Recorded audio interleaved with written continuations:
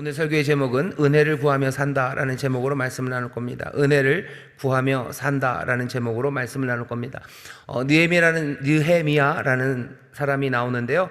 이 사람은 페르시아 제국의 황제 바로 옆에서 황제를 모시던 아주 높은 중요한 직책을 가진 사람이었습니다. 11절 제일 끝에 보면 그때 내가 왕의 술관원이 되었었느니라. 그래서 왕의 술을 맡은 사람은요 가장 신임할 수 있는 사람이고 늘 왕 옆에 있는 사람입니다. 그러니 느헤미야는 페르시아라는 그 거대한 제국에서요 정말 권력의 정점에 올라간 사람이 느헤미야입니다. 페르시아가 이때 느헤미야가 살았던 이때는 대충 언제쯤이냐면요 한 BC 440년, 445년쯤 됩니다. 어떻게 하냐면 여기 그냥 구체적으로 날짜를 주죠. 아닥사스다 왕 제20년 기슬월해라고 얘기하면서 언젠지를 우리가 분명히 딱 짚을 수 있게 합니다. 그러니까 기원전 445년이에요. 기원전 445년 페르시아입니다. 페르시아가 뭐 어마어마한 힘을 펼치고 있을 때죠. 뭐 유럽에서는 그 그리스 쪽에서는 뭐 아테네, 뭐 스파르타 뭐 있었지만 페르시아만한 그 제국을 이루지는 못했고요. 갈라진 작은 폴리스들로 있었던 때입니다. 아마 느헤미야가 지나고 이때가 지나고 한 100년이 좀 더 지나면 그 유명한 마게도냐에 알렉산더가 와서 페르시아 제국을 무너뜨립니다. 사람들은 그럴 거라고 상상도 하지 못했어요. 그런데 알렉산더가 마게도냐 그리고 그리스를 그냥 통일을 시키더니 바로 멈추지 않고 페르시아를 건너와 가지고요 그 거대한 제국, 아무도 쓰러뜨릴 수 없을 것 같았다는 제국을 무너뜨렸습니다. 하지만 알렉산더가 나오기 한 100년보다 조금 전 세상에 가장 큰 권세를 가지고 있었던 페르시아 그 제국의 가장 정점에 있었던 사람이 느헤미야입니다. 느헤미야는 유능한 게 분명해요. 잡혀온 지 예루살렘이 멸망하고 잡혀온 지 한 140년쯤 됐죠. 그러니 아마도 느헤미야는 예루살렘에서 태어난 사람은 아닙니다. 외국에서 태어나서 페르시아 제국에서 태어났고요. 그 제국에서 공부를 한 그런 사람입니다. 페르시아 제국이라는 자체가 너무 크기 때문에 거긴 여러 가지 민족이 섞여 있습니다. 섞여 있는 그 중에서 느헤미야는 꽤나 성공한 사람입니다. 이렇게 유능한 느헤미야, 하지만 느헤미야는 아주 전형적인 유대인입니다. 예루살렘을 향한 열정이 잠시도 가슴을 떠나지 않는 그런 사람이 느헤미야예요. 어떻게 보면 나라가 망한 지 거의 150년이 지났습니다. 150년이 지나고 이 나라가 다시 설 것 같은 생각이 들지를 않죠. 물론 한 70년 전쯤, 이 글이 쓰여지기 한 70년 전쯤에 그 고레스가 칙령을 해서요 예루살렘으로 갈 수 있게 했어요. 바벨론에 있는 사람들은 예루살렘으로 가지 못했습니다. 하지만 가게 길을 열어줬죠. 하지만 가게 길을 열어줬다고 해가지고 예루살렘이 금방 옛 나라가 되는 건 아닙니다. 그냥 그 제국의 한 지역일 뿐이에요. 그 지역을 다스리는 또 총독들이 있을 거고요. 여러 민족이 섞여서 옛 영광, 옛 한 나라를 이룰 수 없는 그냥 한 동네, 예루살렘 동네가 된 겁니다. 느헤미야는 그 이야기를 다 알죠. 자기 민족의 슬픔을 알고 자기 민족이 어떻게 그렇게 무너졌는지를 아는 사람입니다. 그래도 예루살렘을 향한 뜨거운 마음이 있는 느헤미야입니다. 바벨론으로 포로로 끌려갔던 사람의 후손, 하지만 여전히 예루살렘을 사랑하는 사람, 여전히 여호와 하나님 앞에 기도하는 사람, 여전히 하나님의 약속을 기다리는 사람이 느헤미야입니다. 오늘 여기 모여있는 우리들을 다시 한번 자기 자신들을 돌아보셨으면 좋겠습니다. 우리가 살아가고 있는 이 상황이 그냥 예루살렘은 아닙니다. 우리가 살아가고 있는 이 땅이 신정 국가는 아니죠. 몽땅 다 기독교 국가고 하나님 앞에 모두가 나와서 예배하고 모두가 다 하나님의 법을 따르는 그런 세상을 살아가지는 않습니다. 어떻게 보면 우리도 이방의 나라에 잡혀온 사람들처럼 그냥 이곳에서 하나님을 섬기는 사람들이죠. 이곳에 살아가면서 하나님 나라를 사모하고 이곳에서 살아가지만 여전히 하나님의 뜻이 이루어지기를 꿈꾸는 사람입니다. 느헤미야는 그 꿈이 사라지지 않는 사람이에요. 그 마음이 뜨거운 사람입니다. 이 사람이 페르시아의 수도였던 수산궁에 있을 때 자기 형제들 중에 하나인 하만이라는 사람이 예루살렘에 갔다가 오게 됐나 봐요. 예루살렘에 갈 수 있죠. 그 제국 안에 조그만 한 지역이니까 가려면 얼마든지 갑니다. 짧은 길은 아니었을 거예요. 그래도 한번 가서 보고 옵니다. 그리고는 그 형제에게 느헤미야가 묻습니다. 나의 형제 중 하나니가 두어 사람과 함께 유다에서 이르렀기로 내가 그 사로잡힘을 면하고 살아 남아있는 유다 사람과 예루살렘의 형편을 들은즉 물은즉 어떻게들 지내냐고 묻습니다. 하나님과 대답을 해줘요. 대답을 해주는 내용은 두 가지입니다. 첫 번째는, 전해 들은 소식 첫 번째는 남아있는 사람들에 대한 소식입니다. 남아있는 사람들은 환난 가운데 살아가요. 그 사람들은 지금 능욕을 받으며 살아간답니다. 유대인들이 예루살렘이 멸망됐을 때, 유다가 멸망됐을 때요, 몽땅 다 끌려간 건 아닙니다. 바벨론이 다 끌어갈 건 없어요. 누구를 끌어갔냐면 잘난 사람들을 끌어갑니다. 유능한 사람들, 힘 있는 사람들, 똑똑한 사람들, 소위 말하는 유다의 엘리트들, 그 유대 민족의 엘리트들을 뽑아갑니다. 왜냐하면 똑똑한 사람들 남기고 존경받는 사람들 남아놓으면요, 예루살렘에 뭔가 힘을 만들 수 있죠. 다시 재정비하고 뭔가 뭉칠 수가 있어요. 그러니 무너뜨리고서 다 죽일 것 아니고 누구를 끌어가야 된다면 잘난 사람들 끌어가는 겁니다. 어떻게 보면 좀 느낌이 이상해요. 예루살렘에 남은 사람들은 뭐냐면, 그러니 약간 모자란 사람들이 남은 거죠. 존경받지 못하는 사람들, 어쩌면 무식했던 사람들, 아는 것 없는 사람들, 어쩌면 별 볼 일 없는 사람들, 그런 사람들만 예루살렘에 남겼습니다. 여기 남아있는 사람들은 그런 사람들이에요. 자기들도 알고요, 남아있는 자기들도 압니다. 그리고 끌려가서 바벨론에 있는 사람들도 알아요. 어쩌면 끌려갔던 그 사람들은 예루살렘을 보며 갑갑해하겠죠. 예루살렘에 남아있는 사람들은 무지한 사람들이에요. 이 사람들은 뭘 이룰 수 없는 연약한 사람들입니다. 그러니 예루살렘의 부흥, 거기서 뭔가 좋은 일이 일어날 것을 기대하지는 못해요. 하지만 동시에 그런 생각을 가진다는 건 예루살렘에 남아있는 사람들에 대한 어쩌면 모욕적인 생각입니다. 근데 그게 사실이기도 합니다. 하나니가 와서 얘기를 해요. 그리고 여기 느헤미야도 묻습니다. 남아있는 사람들에 대해서 물어요. 어떻게 보면 연약한 사람들에 대해서 묻는 겁니다. 그리고 부족한 사람들에 대해서 묻는 겁니다. 무시당하는 사람들, 처음서부터 그랬어요. 그랬으니 이 사람들이 여전히 능욕을 받습니다. 망한 민족이라는 이름으로 무시받고요, 너희들은 얼마나 못났길래 끌려가지도 못했냐라는 그 모욕까지 받으면서요, 이 사람들은 150년을 그렇게 지내온 사람들이에요. 그 사람들이 지금은 어떻게 지내더냐 묻는 질문에 하나님과 또 다시 대답합니다. 환난, 어렵게, 그리고 모욕 가운데 살아가고 있다고 대답을 해줘요. 그 이야기를 느헤미야가 듣습니다. 그리고 어이구 그러면 그렇지라고 하지 않습니다. 느헤미야는 앉아서 울어요. 연약한 사람들이 모욕받고 있다는 거예요. 부족한 사람들이 지금 환난 가운데 어쩔 줄 모르고 있다는 이야기, 그 이야기가 느헤미야의 마음을 아프게 한 겁니다. 느헤미야는 잘 삽니다. 잘 살아요. 그냥 그 페르시아 제국, 그 거대한 제국, 뭐 세계에서 제일 강했던 그 제국의 술 맡은, 그 황제의 술을 맡은 사람, 그 정점까지 올라간 사람이 느헤미야예요. 어쩌면 거기서 예루살렘에 있는 연약한 사람들이 어렵고 모욕당하며 산다는 이야기에 그냥 꽃이다, 내지는 그렇군, 못난 인간들 그냥 그러고들 여전히 사니 하고 얼굴을 돌리고 외면할 수도 있는 자리에 있는 사람이 느헤미야입니다. 하지만 느헤미야는 그렇지 않습니다. 지금 대한민국을 살면서 별 걱정 없이 사시는 분들이 있으실 거예요. 아마 권력의 정점, 아니면 뭐 재계 제일 탑 거기에 계신 분들이 우리 교회에 몇 분이나 계실지 모르겠지만, 그러지는 않아도 뭐 세상 사는 게 별 문제 없으신 분들 있으시죠? 경제적으로 별 문제 없고, 뭐 사람들에게서 늘 모욕당하지 않으시고, 어디 가도 뭐 사람들이 나를 못났다고 뭐라고 얘기하지 않고 존경의 눈으로 바라봐 주기도 하고, 내가 살아가는데 별 어려움이 없는 사람들, 그런 분들이실 수 있습니다. 그러면 눈물 흘릴 일 없죠. 눈물 흘릴 일 없고, 그냥 어렵고 힘든 사람들 그냥 찌찌찌하고, 그냥 애통해하는 마음, 그것보다도 그냥 불쌍하다 하는 마음, 그 정도 갖고도 살 수 있습니다. 하지만 느헤미야는 그러지 않습니다. 이들이 당하고 있는 환난과 능욕, 그것이 예루살렘의 상황이기 때문이에요. 예루살렘은 능욕당하고 있어요. 예루살렘은 환난과 어려움 가운데 있습니다. 거기에서부터 느헤미야는 뭔가 행동을 하기 시작합니다.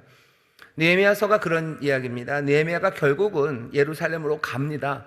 왕에게 간청을 하고 그 왕에게 허락을 받아서 뭔가 역사를 이루기 위해서 그 정점에 있던 사람이 예루살렘으로 가요. 예루살렘으로 가서 성을 지어 놓고요, 그리고 거기서 뭔가 새로운 꿈들을 만들어 나가는 사람이 느헤미야입니다. 내 삶이 편하면 안주할 수 있어요. 하지만 느헤미야는 안주하지 않는 사람이에요.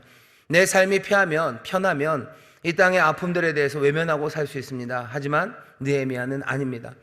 내 발에 불이 떨어지고 내 삶에 어려움이 처할 때 하나님 앞에 기도하는 사람들이 있죠. 아마 대부분의 많은 사람들이 어쩌면 하나님을 믿지 않을 때라도 내가 어렵고 힘들어지면 하나님을 찾고 기도합니다. 제가 어렸을 때 아주 어렸을 때 한 4살쯤 됐을 것 같아요. 4살? 5살쯤 됐을 때인데 저희 집이 그때까지는 뭐 하나님을 안 믿었었습니다. 안 믿었었고요. 할머니 집에, 그러니까 외할머니 집에 같이들 살았는데 제 동생이 뭐 머리를 감는다고 그러더라고요. 머리를 감는다 그러고, 그때는 부엌이 이렇게 계단 아래로 내려가서 부엌이 있고 아궁이가 있고, 그래서 아궁이가 그 방구들보다 아래쪽에 있어야 되잖아요. 그러니까 부엌이 이렇게 좀 아래로 내려가는 그런 부엌이었습니다. 거기에 큰 솥을 걸어놓고 맨날 뜨거운 물을 끓여 놓는데, 머리를 감는다 그러니까 뭔가 뜨거운 물을 퍼줘야 될 것 같아요. 그래서 큰 솥을 열었더니 물이 끓고 있더라고요. 물이 끓긴 끓는데 그게 아주 많이가 아니라 밑에 조금 끓고 있는데 오래 끓었나 봐요. 너무 물이 많이 끓면요, 그냥 이렇게 탁 풀면 뭔가 좀 이렇게 찐득한 느낌이 납니다. 그 물을 이렇게 바가지로 이렇게 펐어요. 뭔가 느낌은 진짜 뜨거운 물이구나 하는 생각이 들고, 바가지에다 물을 퍼서 이제 마당으로 나가려고 걸어 나가는데 그 계단에서 탁 넘어졌어요. 그래서 바가지 물이 확 엎어지면서 이렇게 쭉 넘어졌죠. 그래서 그 뜨거운 물이 여기 이렇게 쭉 닿습니다. 그래서 여기가 이제 다 뒤었어요. 그래서 제가 반팔을 입으면 여기에 그 댄 흉터가 있습니다. 근데 뭐 이렇게 흉하게 보이지는 않아요. 흉하게 보이지 않아요. 이제 이번 여름에 이제 자꾸 보시려고 그러실 텐데 별로 흉하게 보이지 않습니다. 않아요. 근데 진짜로 뜨거웠나 봐요. 그리고 나서 막 울고 소리를 지르는 거죠. 근데 뭐라고 소리 질렀는지 아세요? 하나님 살려주세요. 하나님 살려주세요. 그랬대요. 저도 그런 기억이 납니다. 하나님 알지도 못하지만 어디서 들어는 봤던 것 같아요. 4살짜리지만 교회 한 번도, 제 기억으로는 그때까지 교회를 간 적은 한 번도 없었어요. 우리 집안에 외할머니는 성당을 다니셨지만 외할머니 집으로 가서 산 지 얼마 안 됐고, 외할머니가 저를 성당에 데려가고 그랬던 적도 없었기 때문에 하나님 이야기를, 아마 외할머니가 기도하는 이야기를 조금 듣기는 들었겠죠. 하나님 살려달라고, 나 좀 살려달라고 막 그렇게 울면서 울부짖었다고들 얘기들을 하더라고요. 사람이 어디서 한마디 그냥 듣는 그 말 하나로도요, 내 삶에 어려움이 닥치면 하나님을 부릅니다. 그리고 살려달라고, 도와달라고 하죠. 하지만 내 삶이 편하고 내가 안전한데 다른 연약한 자들의 환난과 그 모욕 때문에 하나님 앞에 눈물로 기도하는 사람은 흔하지 않습니다. 여기 느헤미야는 그런 사람이에요. 느헤미야는 그런 사람입니다. 오늘 느헤미야의 기도를 읽는데요, 오늘 이 기도는 굉장히 모범적인 기도입니다. 도대체 누가 이렇게 기도할 수 있을까 싶은 사람이에요. 누가 그 자리를 박차고 그 수산궁에서 황제 옆에서 술 맡아 그 일을 하던 그 높은 자리를 내려놓고 예루살렘이라는 어쩌면 황폐하고 버림받고 제국의 저변두리 문제 많은 그 지역, 거기에 성을 쌓겠다고, 거기 내 민족의 환난, 거기 있는 사람들이 똘똘한 사람들 아니에요. 거기 있는 사람들이 뭔가 반짝반짝하는 사람들이 아닙니다. 그런 사람들과 함께하기 위해서 내려오는 사람이 느헤미야입니다. 어떻게 보면 느헤미야가 페르시아 수산궁에서 예루살렘까지 오는 거리가 굉장합니다. 물론 하나님의 아들이신 예수 그리스도가 저 하늘 그 보좌 그곳을 버리고 이 땅에 온 그 거리만큼은 안 될 거예요. 하지만 누가 수산궁에서 예루살렘까지 내려가는 사람들이 그렇게 많겠습니까? 우리가 기도합니다. 우리가 기도하는데, 나라 민족을 위해서 기도하고 또 어쩌면 하나님 앞에 내 문제를 놓고 기도하는데, 오늘 이 느헤미야의 기도를 보면서요, 이 거리를 좀 생각했으면 좋겠어요. 우리는 내 아픔 때문에 부르짖고 내 문제 때문에는 부르짖지만 정말로 연약하고 어려운 사람들, 환난과 모멸 가운데 어려운 사람들을 위해서 내가 기도하는지, 나는 편안하지만 내 민족이, 또 하나님의 나라가, 또 어쩌면 그리스도의 몸된 교회가 아픔을 당하고 어려움 당하고 모욕당하고 짓밟히는 그 상황에 나는 눈물로 주 앞에 나와서 기도하는지, 내 기도가, 내 부르짖음이 얼마나 많은 거리를 내려올 수 있는 기도인지 먼저 살펴봐야 됩니다.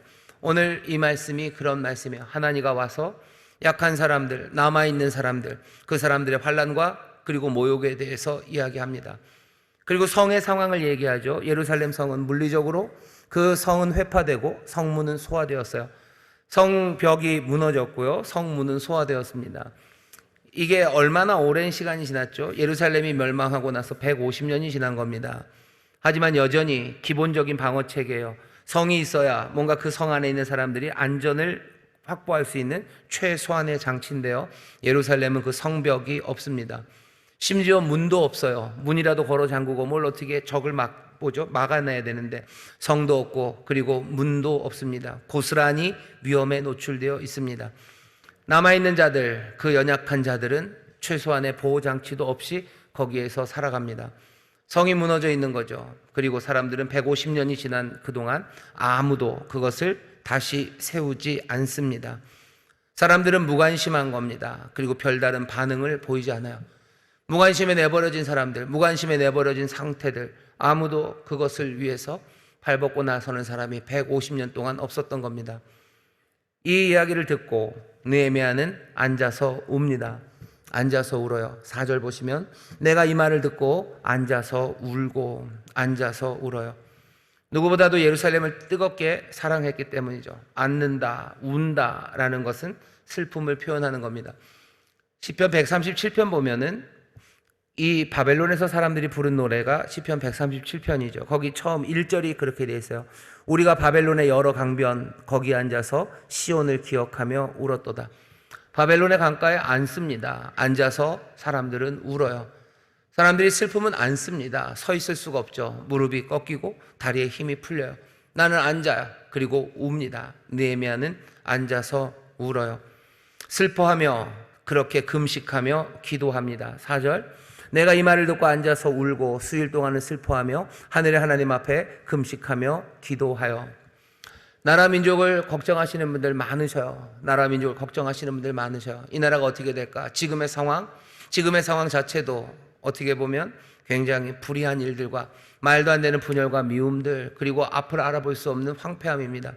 성은 무너지고 그리고 문은 불타버린 것 같은 어렵고 힘든 이들, 연약한 이들, 어린 자녀들, 어쩌면 젊은이들, 일자리를 구하지 못하는 사람들, 꿈을 잃어버린 사람들, 환난과 그리고 많은 슬픔과 모욕 가운데 주저앉아 있습니다. 아무도 성 세우지 않아요. 그리고 문 세우지 않습니다. 그것들을 보면서 분노하는 사람들도 많고 가슴 치는 사람들 많아요. 느헤미야도 그 이야기를 듣고 화낼 수 있어요. 아니 150년 동안 도대체 뭘 했길래 여지껏 성 하나 제대로, 그리고 여지껏 문 하나 제대로 만들지 못하고 그러고 있냐고 분노하고, 어쩌면 분개하고 욕하고 그냥 그럴 수 있어요. 하지만 느헤미야는 어떻게 합니까? 앉아서 웁니다. 앉아서 울어요. 슬퍼하고 금식하고 그리고 기도합니다. 나라와 민족을 위해서 염려하시는 분들 많으셔요. 여기 느헤미야가 한 일을 보셔요. 내가 앉아서 지금 울고 하나님 앞에 슬퍼하며 금식하며 기도하는지 다시 한번 돌아보셔야 합니다.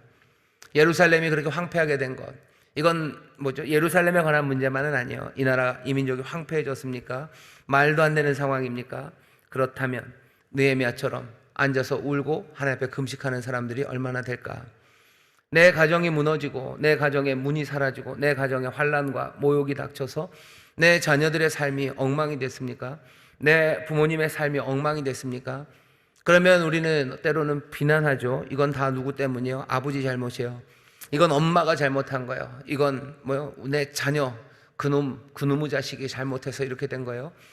비난할 때는 얼마든지 있습니다. 150년 동안 예루살렘 성벽과 성문을 아직도 고치지 않고 여전히 어려운 가운데 있는 그 상황에 불만 아니면 분노할 이유가 충분하지만 느헤미야는 앉아서 웁니다. 금식하며 하나님 앞에 매달립니다. 그리고 뭐라고 기도하는지 들어보시죠. 첫 번째, 하나님 앞에 느헤미야가 기도하기 시작하는데요. 느헤미야의 위대한 기도입니다.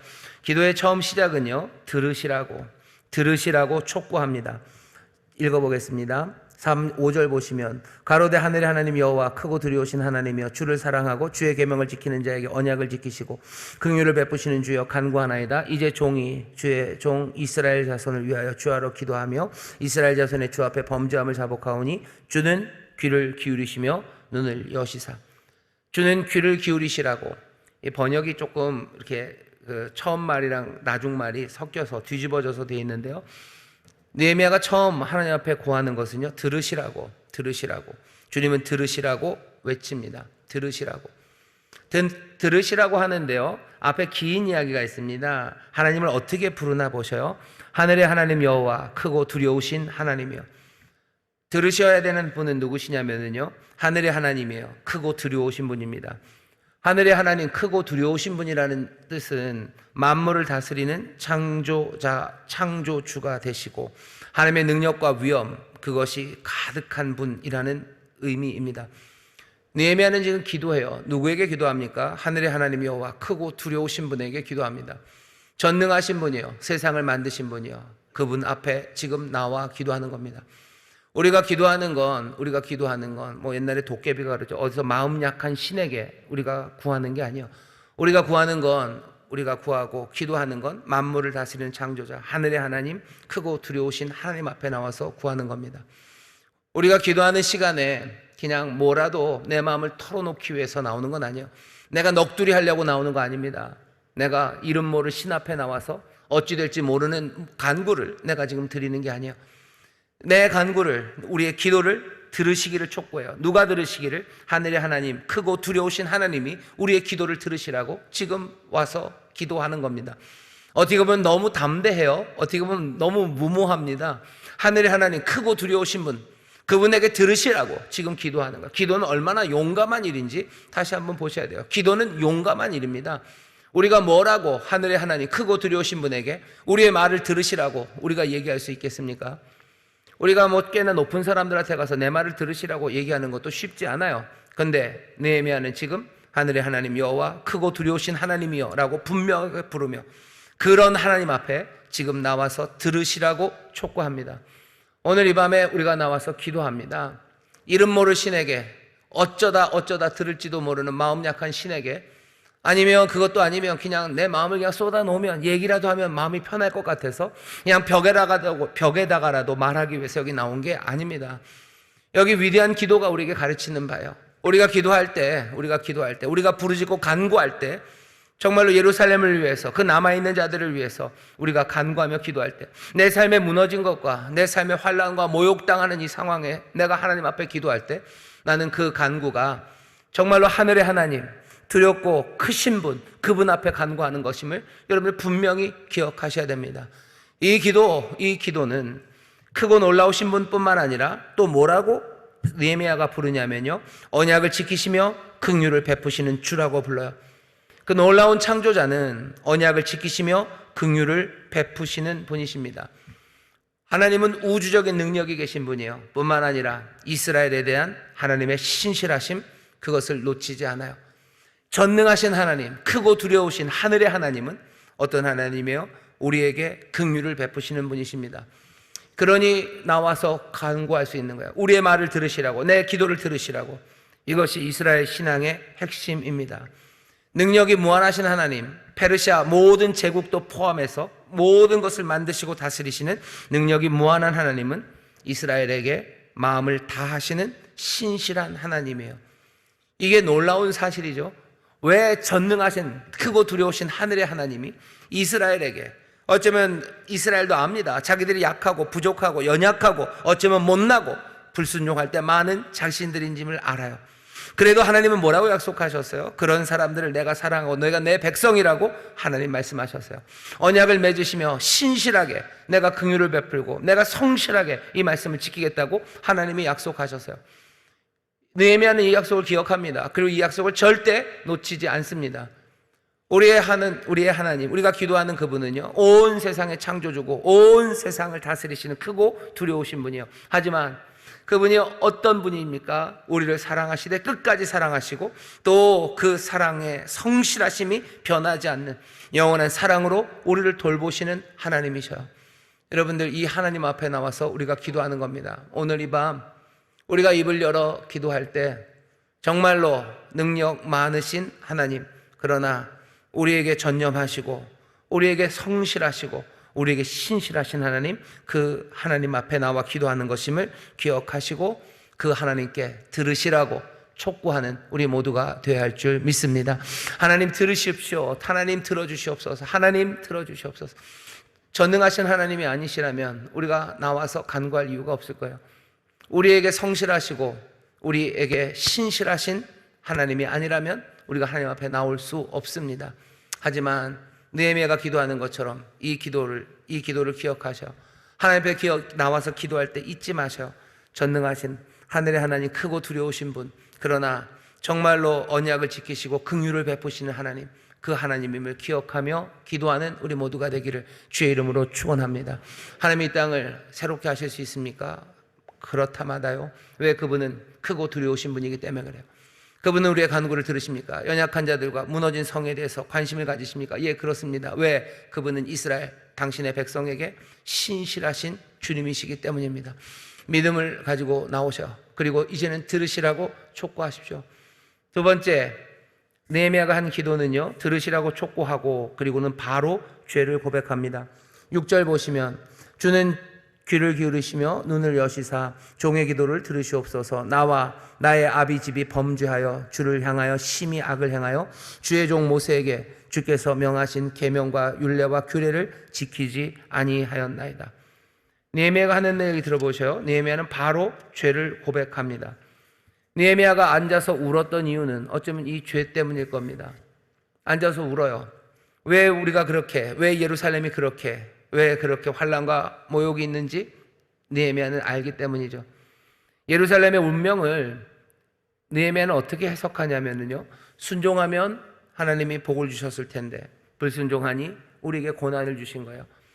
느헤미야는 이것을 놓치지 않습니다. 그냥 그것을 그대로 받아들여요. 우리가 이렇게 고난받는 거, 이건 왜 그렇습니까? 불순종 때문이에요.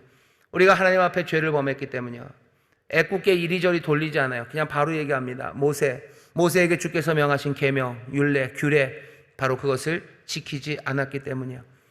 6절에 계속해서 죄라는 이야기가 나오죠. 6절에 3번 나오면, 이제 종이 주의 종 이스라엘의 자손을 위하여 주어로 기도하며 이스라엘 자손의 주 앞에 범죄함을 자복하오니 주는 귀를 기울이시사 눈을 여시고 종의 기도를 들으시옵소서. 나와 나의 아비 집이 범죄하여. 계속해서 내가 범죄했대죠. 나와 내 아비 집이 범죄했죠. 우리가 하나님 앞에 죄를 지었죠. 그러니 이 죄를 고백합니다. 죄를 고백해요. 당연한 거 아닙니까? 아니, 잘 생각해 보셔요. 예루살렘이 어려움 당하는 거, 거기에 대해서 달리 말할 수 있어요. 예루살렘을 무너뜨린 사람들, 그 사람들이 흉폭했기 때문이고 예루살렘에 남아있는 사람들이 게으르고 무지했기 때문이죠. 그러니 예루살렘의 어려움에 대해서 얼마든지 비난할 거리가 있습니다. 아니, 사람들만입니까? 하나님을 비난할 수도 있어요. 하나님이 변덕이 심하셔서 우리를 사랑하신다 하시더니 우리를 힘들게 하셨고, 하나님은 이 백성에게 얼굴을 돌리셔서 우리를 살피지 않고 우리에게 무관심하셔서 우리를 이렇게 만든 것 아니냐고 지금의 이 아픔의 상황에 대해서 여러 가지 이야기를 할 수 있습니다. 그리고 실제로 그런 말들을 해요. 하지만 느헤미야, 오늘 여기서는 모든 것이 이스라엘의 죄 때문입니다. 우리의 죄 때문이라고 그냥 단박에 고백을 해요. 우리가 하나님 앞에 간구할 때 지금 대한민국의 여러 가지 어려운 상황들, 아니면 우리의 가정과 내 삶의 어려운 상황에 대해서 비난할 만한 것이 많죠. 흉폭한 사람들이 이렇게 한 거예요. 불의한 사람들이 그렇게 한 거예요. 아니, 어쩌면 게으른 사람들이 뭔가 수고하고 그것들을 다시 만들려 놓으려고 애를 쓰지 않았기 때문이에요. 누구에게 투표한 누구 때문이에요. 누구에게 투표한 누구 때문이에요. 아니면 또 뭐죠? 이렇게 저렇게 우리를 힘들게 하는 트럼프 때문이에요. 중국 때문이에요. 미국 때문이에요. 사장님 때문이에요. 게으른 근로자들 때문이에요. 아니면 말도 안 되게 폭력적이고 벽창호 같은 우리 아빠 때문이에요. 아니면 마음 약한 우리 엄마 때문이에요. 아니면 게으른 우리 아들 때문이에요. 온갖 이유들이 다 있습니다. 남들을 비난할 수 있어요. 하지만 느헤미야는 그렇게 하지 않아요. 하나님 우리를 돌보지 않으셨기 때문이에요 라고 말하지 않습니다. 그냥 죄를 고백해요. 모든 것이 이스라엘의 죄 때문입니다. 자신의 집과 백성들, 그 사람들을 대신해서 하나님 앞에 고백합니다. 느헤미야가 이런 자격이 있습니까? 그런 걸 물을 거는 아니에요. 느헤미야는 지금 자신들의 자기 민족의 죄를 하나님 앞에 대신해서 지금 고백합니다. 이럴 자격이 있습니까? 이런 거 따지지 않아요. 여기 누군가 죄를 고백하고 잘못됐음을 인정하고 이 민족이 하나님 앞에 잘못했음을 고백하고 또 그렇게 기도하는 사람들이 있는 겁니다. 어떤 사람들은 그런 사람들 그래요. 네가 뭔데 이 민족의 죄를 네가 대신하냐. 사람들은 그러죠. 예수님만이 그럴 수 있는 것 아니냐. 아니, 적어도 예수님을 많이 닮은 느헤미야가 그렇게 기도합니다. 잘못을 인정하지요. 그리고는 어떻게 하셔요? 예루살렘을 벌 주신 하나님, 그 하나님은 의로우셨다고 인정합니다. 하나님은 의를 행하셨고요. 그리고 여기 이 어려움은 우리의 죄 때문이에요. 우리가 잘못했어요. 하나님이 명하신 바를 제대로 수행하지 않았기 때문이에요. 누가 잘못하고 거기에 몇 퍼센트만큼 기여한 바가 있는지 그런 거를 느헤미야는 따지지 않습니다. 잘못했기 때문에 우리가 이렇게 된 겁니다. 교회에 어려움이 있고요. 한국 교회에 여러 가지 어려움이 있습니다. 누가 잘못한 거예요? 목사들이 잘못한 거예요? 아니면 장로님들이 잘못한 거예요? 성도들이 잘못한 거예요? 아니면 세상이 나쁜 거예요? 세상의 좌파들이 나쁜 거예요? 진보적인 생각이 나쁜 거예요? 거기에 대해서 무슨 퍼센트를 따지고 그거 따지며 기도하지 않아요. 오늘 이 밤에 나라와 민족을 위해서 기도하는 분들, 우리의 죄 때문에 우리가 여기에 왔다고 기도하는 느헤미야의 기도를 들어보세요. 느헤미야, 이 기도, 이 간구가 우리 가운데 울려 퍼지기 시작해야 합니다. 이 모범적인 기도를 하는 느헤미야는 그러고서는 어떻게 죄를 고백하고는 8절에 가시면 갑자기 방향을 틉니다. 용서하시는 하나님이 되겠다는 그 하나님의 결심, 그 결심을 기억하라고 촉구해요. 8절 보시죠. 옛적에 주께서 주의 종 모세에게 명하여 가라사대 만일 너희가 범죄하면 내가 너희를 열국 중에 흩을 것이요 만일 내게로 돌아와서 내 계명을 지켜 행하면 너희 쫓긴 자가 하늘 끝에 있을지라도 내가 거기서부터 모아 내 이름을 두려고 택한 곳에 돌아오게 하리라 하신 말씀을 이제 청컨대 기억하옵소서. 하나님이 말씀을 두 가지를 하셨어요. 하나는 뭐냐면 말 안 들으면 범죄하면 흩을 거라고 하셨고, 우리가 회개하고 돌아서면 주께서 우리를 다시 모으겠다고 하셨던 건 그 약속을 기억하시라고 요구합니다. 하나님은 심판하시는 하나님이에요. 하지만 하나님은 회복하시는 하나님입니다.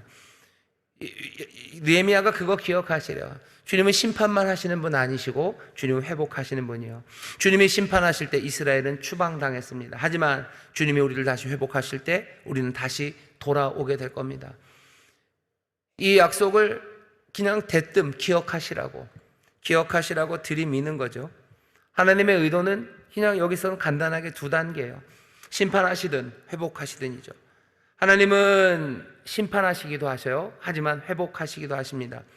예레미야 31장 28절 보면, 거기 보면 하나님께서 깨어서 어떻게 하신대요? 뽑기도 하시고 멸망시키시기도 하시나 또 세우시고 심기도 하셔요. 31장 10절을 보면 예레미야서입니다. 흩으신 자, 그분이 또 모으십니다. 흩고 모으시는 분이셔요. 그리고 뽑기도 하고 심기도 하시는 분이셔요. 허물기도 하고 다시 세우기도 하시는 분이셔요. 느헤미야가 지금 기도합니다. 우리의 죄 때문에 하나님 허무셨으나 하나님은 또한 회복하시는 하나님이기도 해요. 하나님 우리를 뽑으셨으나 다시 심으시고 우리를 무너뜨리셨으나 다시 세우실 겁니다. 세상에 하나님의 약속, 하나님이 하셨던 말씀을 기억하는 자만이 소망 그리고 또 회복을 꿈꿀 수 있습니다. 주변을 돌아보면 회복해야 될 근거가 아무것도 없어요. 그냥 모든 것들은 관성의 법칙이죠. 관성. 그냥 한번 움직이기 시작하면 계속 움직여요. 무너져 내리는 것은 무너져 내리는 겁니다. 가야 하는 것들은 가는 것들은 계속 갈 거예요. 엉망이 된 건 계속 엉망이 될 겁니다. 죄악으로 무너지기 시작한 건 그냥 무너져 내리는 것, 그것이 세상이에요. 아무도 소망을 얘기하지 못해요. 하지만 하나님은 소망을 얘기하십니다. 물론 그 앞에 심판이 있고 회복이 있어요. 거기에 뭔가를 잘하고 순종하면 너희가 돌아오면 이라는 조건이 있으나 그래도 회복이라는 걸 말하시는 이는 누구밖에 없으셔요? 하나님밖에 없으셔요. 우리가 붙잡을 수 있는 게 그것밖에 없어요. 아니 다른 사람들이 그냥 회복을 말하긴 합니다. 하지만 그건 텅 빈 회복이에요. 그 사람들은 크고 두려운 하나님이 아니에요. 그 사람들은 하늘의 하나님이 아니에요. 세상에서 누가 회복을 말할 수 있습니까? 어떤 사람이 회복을 말할 수 있습니까? 오직 하나님이 그 말씀하실 수 있고 느헤미야는 그 말씀을 기억합니다. 심판의 말씀하셨던 것처럼 회복의 말씀을 주셨던 것을 기억해요. 하나님이 잘못하면 내가 너희를 상하게 하고 때린다라는 말씀을 분명히 기억해요. 하지만 내가 너를 살린다 하는 그 말씀을 기억합니다. 예레미야는 뭘 붙잡아요? 살린다 하는 그 말씀을 붙잡는 겁니다. 오늘 여기 우리가 세상의 위로와 그리고 세상의 소망의 이야기들, 그 이야기들이 얼마나 허망하고 그리고 근거 없고 그리고 사실은 믿을 수 없는 것인지 우리가 압니다. 하지만 여기 하나님께서 분명히 그 입으로 말씀하셨어요. 그 입으로 분명히 회복을 말씀하셨어요. 그러니 느헤미야가 기도하는 겁니다. 그것 기억하시라고. 회복하신다고 분명히 말씀하셨다고. 주님께만 소망을 두는 느헤미야는 그 말씀을 놓치지 않습니다. 모으신다고 하셨어요. 분명히 모으신다고 하셨어요. 다시 말씀에 순종하면 그런 것 있지만, 주는 분명히 회복을 말씀하셨어요. 여러분들, 주의 말씀, 회복과 구원의 말씀, 그 말씀을 여러분들 먼저 덥석 붙잡으시고 영접하시기를 주의 이름으로 축원합니다. 느헤미야가 그걸 붙잡습니다. 앉아서 울는 사람은 그거 붙잡는 거예요. 거기에 무슨 조건이 붙었는지 그건 나중입니다. 먼저 붙잡아야 되는 건 소망의 말씀, 구원의 말씀이에요. 느헤미야는 그것을 붙잡습니다. 그러면서 뭐라고 그래요? 하나님 여호와께 동기를 부여합니다. 10절 보시면, 이들은 주께서 일찍 큰 권능과 강한 손으로 구속하신 주의 종이요 주의 백성이니이다. 이 사람들은 주의 종이에요. 주의 백성입니다. 그러니 어쩌라는 거예요? 여호와께서 책임지셔야 된다는 거죠. 일찍이 그렇게 부르지 않으셨습니까? 구속하신 주의 종, 주의 백성이에요. 큰 권능과 강한 손으로 일찍 이전에 그렇게 구원하신 주의 백성, 주의 종이니 이제 책임지셔야 된다고. 죄를 고백했습니다. 그러면 이런 말 못할 것 같아요. 우리가 잘못해서 이렇게 됐다고 얘기하죠. 그래 놓고 뭐라 해요? 이제는 책임지라고 얘기합니다. 죄, 그것을 절감합니다. 하지만 느헤미야는 그것에 위축되지 않습니다. 담대하게 여호와께 요구합니다. 우리가 우리의 죄 때문에 무너졌고 우리의 죄 때문에 이렇게 되었다는 걸 인정하면 그 다음에 할 말이 없을 것 같아요. 우리가 잘못해서 이렇게 됐는데 뭐 할 말이 있습니까? 아니요, 느헤미야는 말합니다. 뭐라고 얘기해요? 우리는 잘못했어요. 우린 정말 잘못해서 이렇게 됐어요. 하나님의 심판은 의로우십니다. 하지만 주가 뭘 말씀하셨어요? 회복을 말씀하셨고, 또 주님은 일찍이 우리를 주의 종, 주의 백성으로 구원하신 분이셔. 그러니 책임지셔야 돼요. 우리는 잘못해서 이렇게 됐어요. 우리는 이렇게 됐지만 하나님은 하나님의 일을 하셔야 되는 것 아니냐고 말씀드리는 거예요. 하나님은 하나님의 일을 하셔야 되는 것 아닙니까? 이런 담대함, 어쩌면 뻔뻔함, 어쩌면 이 용감함이 느헤미야에게 있는 겁니다.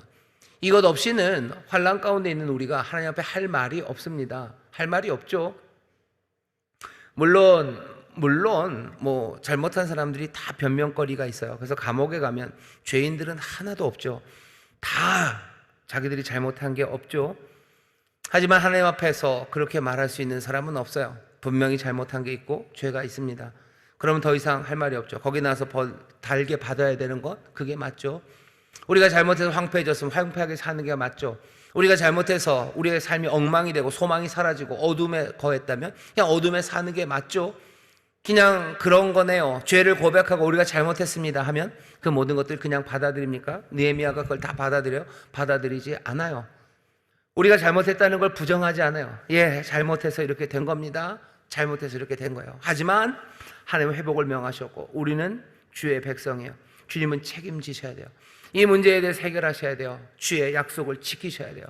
나중 문제는 나중입니다. 우리가 어떻게 돌아서는 거? 돌아설 거예요. 서겠습니다. 오늘 여기 보면 그런 얘기는 많이 하지 않아요. 그냥 느헤미야가 얘기하는 건 뭐죠? 그냥 그 약속을 하나님은 기억하시라는 거예요. 하나님은 기억하시라고.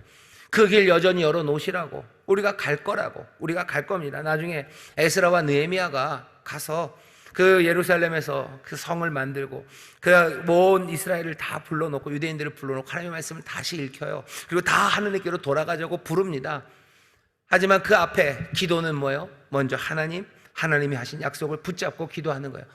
내가 돌아서서 우리 민족이 다 돌아서서 하나님 앞에 온전하게 갔을 때 하나님 이제 그때는 우리에게 이제 약속하신 것을 주세요라고 하는 건 그건 거래입니다. 그건 거래예요. 그건 보상을 달라는 거죠. 우리는 보상을 받아 삽니까? 오늘 설교의 제목입니다. 제가 설교의 제목을 얘기 안 했나요? 은혜를 구하며 사는 겁니다. 은혜를 구하며 살아요.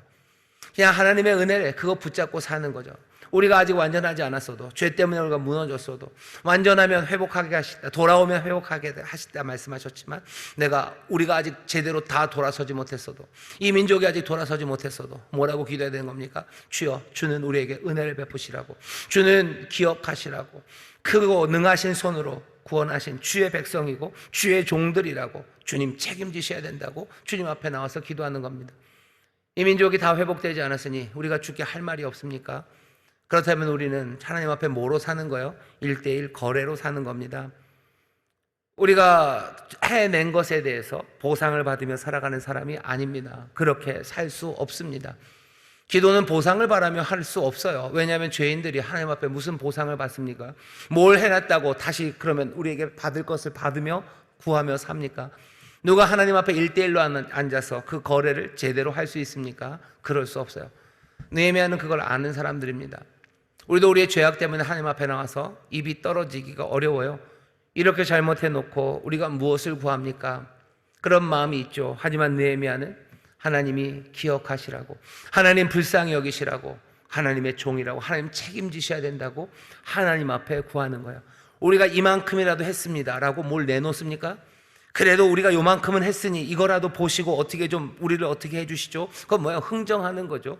이만큼 뭐 헌집 줄게 새집 달라고, 요만큼이지만 그래도 이만큼을 주셨으면 좋겠다고. 느헤미야는 그렇게 하지 않아요. 그래도 우리 민족 중에 10분의 1은 좀 그렇게 됐고 우리가 100가지를 어기다가 이제는 그래도 3-4가지라도 제대로 하니 하나님 우리를, 그런 말 없습니다. 그런 말 없어요. 그냥 하나님은 회복을 말씀하신 분이시고 우리는 주의 백성, 주의 종이니 주여 그것 기억하시라고 나와서 담대하게 말합니다. 죄를 절감합니다. 우리의 잘못을 절감합니다. 그래도 하나님 앞에 나와서 구합니다. 앉아서 울고 있던 사람은 이렇게 할 수 없을 것 같았죠. 아니요. 앉아서 울고 있던 이 사람은 하나님 앞에, 하늘의 하나님 크고 두려우신 그분 앞에, 이분이 정말로 우리를 향한 신실함, 은혜와 긍휼이 있으신 주님이시기에 떨리는 마음으로, 하지만 분명하게 담대하게 죄를 절감하면서도 하나님의 은혜를 구합니다. 뭘 구하나 보셔요. 구하는 것, 간구하는 것. 11절입니다. 주여 구하오니, 이제 구하기 시작하죠. 귀를 기울이사 종의 기도와 주의 이름을 경외하기를 기뻐하는 종들의 기도를 들으시고 오늘날 종으로 형통하여 이 사람 앞에서 은혜를 입게 하옵소서 하였나니 그때 내가 왕의 술관원이 되었었느니라. 뭐라고 기도합니까? 형통하게 해달라고 기도합니다. 형통하게 해달라고 기도해요. 형통하게 해달라고요? 구체적으로 뭐 이렇게 하나하나 따로따로 얘기하지는 않죠. 뭐 이걸 해주시고 이걸 해주시고 이렇게 해주시고 그렇게 얘기하지 않아요. 형통하게 해달라고 기도합니다. 형통하다라고 쓰여진 말은 어떤 때 쓰여졌냐면요, 느낌이 이런 겁니다. 이삭의 아내를 구하기 위해서요, 그 늙은 종이 이삭의 아내를 구하러 갑니다. 그때 기도할 때 형통케 하시라고, 이 일이 형통케 하시라고요. 좋은 아내를 구하는 거, 그게 형통한 일입니다. 요셉이 바로의 궁에서 높아져요. 그때도 요셉의 삶을 하나님이 형통하게 하셨어요. 점점점 높아져 가는 거죠. 형통한다는 건 적어도 구약에서 어떤 느낌이냐면요, 아주 실용적이고요, 세상적인 성공, 그것을 가리킵니다. 좋은 아내를 구하는 거예요. 그리고 관직이 점점점 높아지는 겁니다. 그게 형통한 거예요. 지금 느헤미야가 형통함을 구합니다. 어떤 사람들은 우리가 하나님 앞에 구하는 것이 뭔가 영적이고 사실은 애매할 거라고 생각하고 세상적인 게 아니라고 생각할지 모르겠지만 느헤미야가 구하는 기도는요, 그렇지 않아요. 아주 실용적입니다.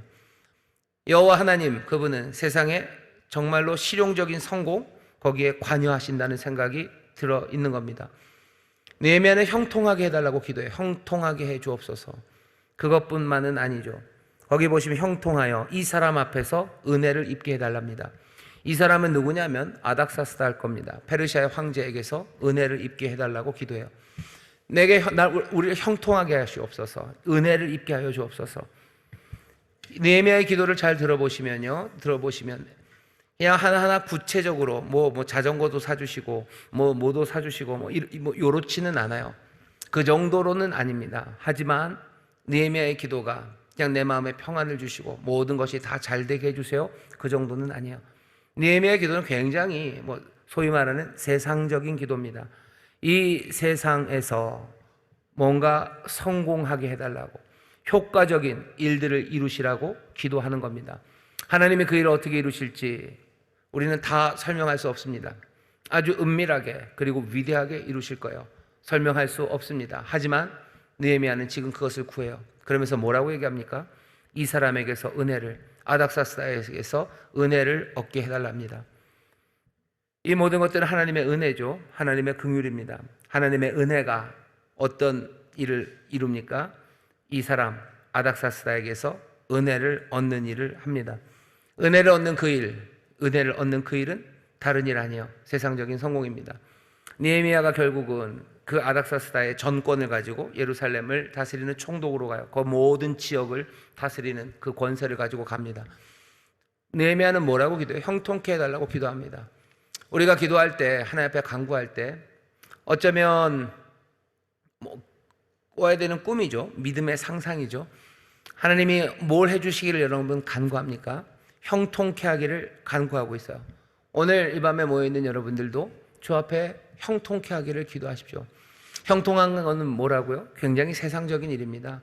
내가 하는 일, 여기 이 삶에서 여기서 뭔가 새로운 일을 하시는데, 여기에 은혜를 베푸시는데, 여기서 구체적으로 어떻게 나타나요? 아닥사스다, 그 황제의 은혜를 얻게 해달랍니다. 이 세상에서의 삶은요, 하나님의 은혜에 달려 있어요. 어떤 은혜입니까? 정말로 세상의 사람들에게서로부터 우리가 은혜를 받게 하시는 그런 은혜입니다. 하나님의 은혜, 하나님의 긍휼, 그것으로 삽니다. 그러니 그것을 구하는 거예요. 여러분, 하나님의 은혜를 구하며 사시죠. 그 은혜가 뭐라고 생각하셔요? 그냥 하늘을 둥둥 떠다니는 알 수 없는 영적인 뭔가입니까? 느헤미야는 그렇게 기도하지 않아요. 이 나라 이 민족을 위해서 그 환난과 모욕을 당하는 사람들과 무너진 성과 불타버린 성문을 갚아다 놓고 우리가 하나님 앞에 형통케 해달라고 기도할 때 그 기도가 뭘 것 같으세요?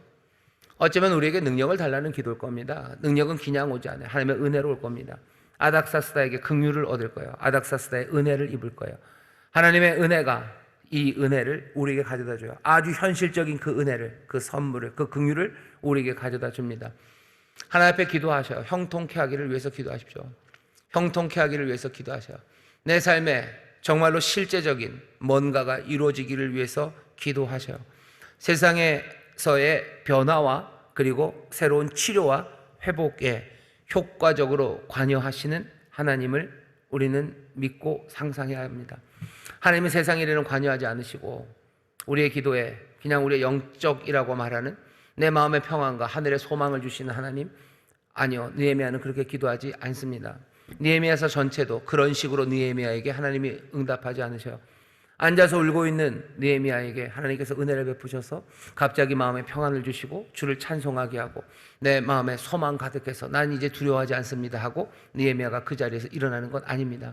느헤미야는 형통을 위해서 간구합니다. 그리고 하나님은 그 형통을 분명히 주셔요. 아닥사스다의 은혜를 입게 합니다. 권력을 가져다 주셔요. 총독의 권력을 가져다 주셔요. 물질들, 그 지역에 있는 모든 경제적인 것들을 통과할 수 있는 힘을 느헤미야의 손에 주십니다. 형통을 위해서 기도하십시오. 형통을 위해서 기도하셔요. 나라 이 민족 가운데 정말로 하나님의 뜻이 이루어지지 않아 어려운 가운데 있습니까? 우리가 잘못했습니다. 죄를 고백합니다. 그리고 하나님 앞에 회복을 구하시고 하나님 불쌍히 여기시라고, 하나님의 백성이라고 주님 불쌍히 여기시라고 기도하시고 주여 형통케 하시라고, 주님 새 일을 행하시되 정말로 구체적으로 이루어질 수 있는 그 일들 이루시라고 여러분들 기도하셔야 됩니다.